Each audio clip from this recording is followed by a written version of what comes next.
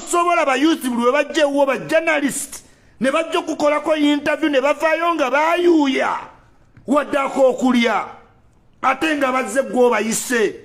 ne bavaayo bakeizi nga bayuuya bakakalaamu bavuza amafuta tosobola kwagala bwa president ng'oli mukopi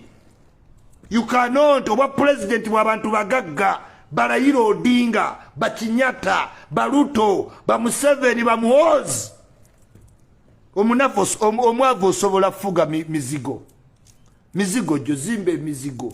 ojituma amanya ozimbe garage oziyite Semako Kilo Plaza kati eyo plaza ki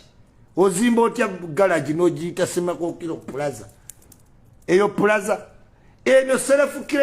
criminations osobola zeekolako nozimba kalumuko katono kati